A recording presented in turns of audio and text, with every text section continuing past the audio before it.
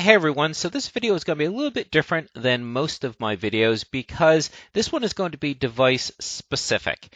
And that is, I bought about 2 months ago a OnePlus 6T. And then partially because I'd bought it, my sister bought one about a month or so later. And yet, oddly, for some reason, a lot of the defaults on mine were different than hers. And the one feature that I really particularly liked about the 6T is what they have for the leftmost screen. And that is when you scroll all the way to the left, you have some device-specific functionality. Like I used to own an LG G4, they had a step counter. And it didn't just say how many steps you took, it showed when during the day you took the steps. So that's pretty interesting, particularly if you have a regiment where you need to stay active throughout the day. Anyway, so for whatever reason, on her phone, the leftmost screen was not enabled.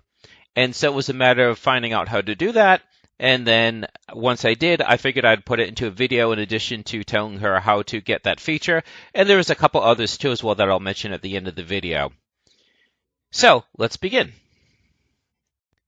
So the first thing that you want to do is unlock your phone, if it isn't already, and then hold down anywhere on the home screen that doesn't have an icon. So just press on the screen anywhere where there isn't an icon, and after a couple seconds, the screen will change. When it changes, in the lower right corner, you'll see an icon that says Home Settings. So you're going to want to click on that. After you click on Home Settings, you'll then have the Home Settings menu, and you'll see 5 down is the setting for leftmost screen. You're going to want to click on that. Once you've clicked on that, you'll then see 2 options. And then at the bottom, there will be the option to have either the shelf or Google Apps. So the shelf is what we want to enable for the purposes of this video. So go ahead and click on that.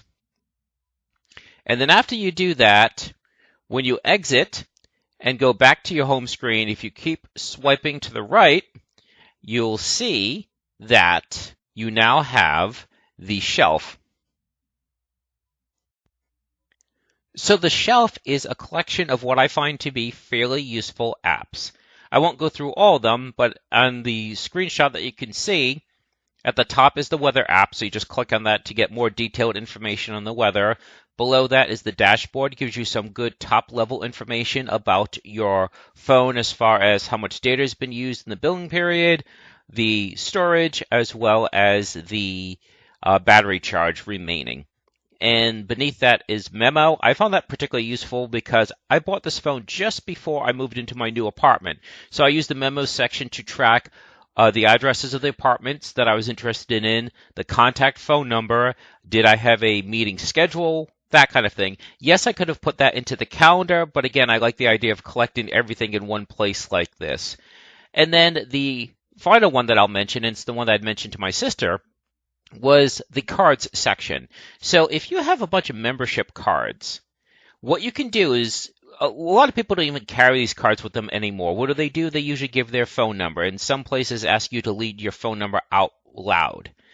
Some let you type it into the card reader, but some of them ask you to read your phone number out loud. So if you don't want to be throwing around your phone number like that, what you can do is you scan your membership card, and it'll put the barcode in image format right here on the shelf. And so whatever retailer you're going to, you just swipe to that card and scan it. So again, that way you're not throwing around your phone number, reading out your phone number out loud, or if you're one of the people who do keep all these cards with you, it puts them into one place. So anyways, that's what the shelf looks like and some of the basic functionality in it. And you certainly can customize this. Like for instance, if you hold any one of those sections, what happens is the other ones gray out, and then you can move that section or delete that section if you don't want it. So this is not the default order. I seem to remember the dashboard was further down, and I think there was a section that I just didn't like at all. Okay, and that should just about do it. All that's left to mention is the way I took the screenshots is also a default function. You simply hold the power button for a couple seconds, and then a small menu will appear on the right side of the screen. and one of the three choices will be screenshot. You just select that, and then the screenshot will appear in your image gallery. Okay, so that's about it, and I hope that this was helpful.